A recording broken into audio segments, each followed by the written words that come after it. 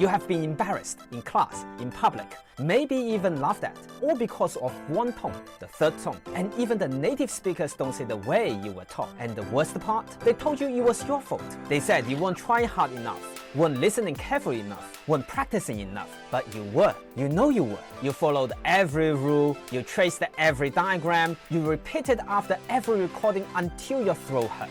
And still, that look of confusion when you say 你好, hello. Take a second. Feel that frustration. Does that sound familiar? Here's the truth they never told you. The version you learned, the full dip and rise, does exist. But it rarely shows up in real speech. You have been practicing a tone that native speakers almost never use. You don't need more effort. You need a better map. Before we start, let me say this. If you want to learn Chinese with support, with other students like you and professional guiding your progress, our community is here for you. We will help anyone studying Chinese, especially if you want to actually use it and speak it naturally. You can find a link in the description. Okay, let me show you what I mean. Open any beginner textbook, integrated Chinese for example, the one used in universities worldwide. They show you this perfect valley curve, medium, down low, back up high. They teach 马, horse, with that full dip and rise. They demonstrate 想, to think. Same valley pattern, clean, simple, but here's what they don't tell you. That's only half the story. Listen to any native speaker say 我想去商店. I want to go to the shop. That 想 doesn't rise. It stays low, it creaks, it stops. Have you said it like that before? With the textbook rise? That's why they pause. That's why they looked confused. Textbooks taught you the full tone, but not when to use it. Say this with me. Just the word 想, but this time keep it low, creaky, like a rusty door, 想, but without the rise. Can you feel it starting to click? The third tone has a secret that changes everything. In phonetics, it's called creaky voice. But here's what matters. It uses a glottal stop. You already do this in English without thinking. Say, absolutely. Feel that catch in your throat on the B. Say, uh-oh. The little pause between sounds. If you're British, say, football. That stop where the T should be, that's glottal stop. And that's exactly what happens in Mandarin third tone. It starts low and creaky, then stop, no rise, just the low and stopped. Take 走, to walk. Native speakers keeps it low, creaky, cut short in a sentence. 走 or 老, old, same thing. Low, creaky, stopped in a sentence.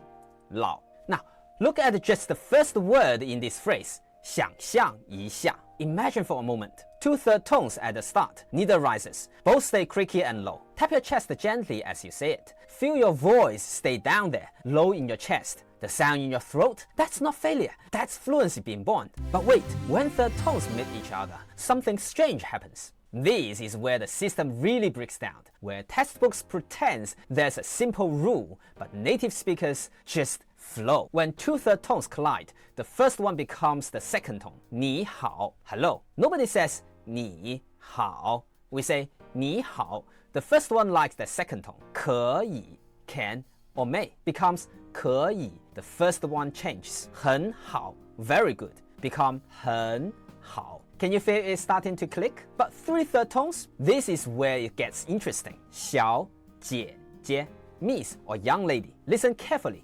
小姐姐. Only the first changes the second tone. The others stay low. Four third tones? Yes, this happens in real speech. 我想买手表. I want to buy a watch.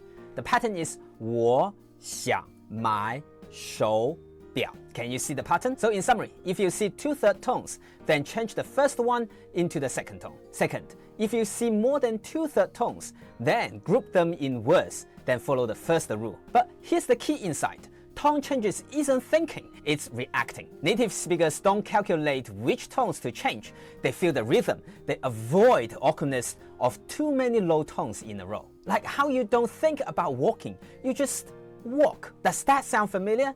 That feeling when something finally makes sense? Now, before I teach you the three-step method, let me clear up the biggest confusion about the third tone. The third tone actually has two versions, and nobody tells you this clearly. There's the full third tone. That's the one with the fall and rise, the textbook version. And there's the half third tone, just the low falling part, often creaky, no rise. Here's when you use each one. The full third tones appears when the words stand alone, especially at the end of a sentence, or when you are emphasizing something. Say 好, good by itself, just the word 好, that can have the full dip and rise because it's alone, it's at the end. Or when someone asks, how are you? And you answered just 好, full tone with the rise. But most of the time, and I mean 90% of the time, you are using the half third tone, 很好. The 好 doesn't rise, it stays low, half third tone. 马 alone can be full, 马上 immediately, that 马 stays low, half third tone. 我 I by itself, full tone possible. 我想 I think, half tone, low and creaky. Both are correct, and the key is knowing when to use, and 90% of the time you are using the half. This changes everything, because what you have been practicing, that exhausting rise, you almost never need it. Most of the time, you don't need a rise, especially not in a full sentence. Can you feel the relief? You have been working too hard. Now, let me teach you the 3-step method that actually works. The one that builds the rhythm into your muscle memory. Step 1. Master the low creaky voice. What we are practicing now is the half third tone, the one used in real speech most of the time. Make your voice creaky like a door that needs oil.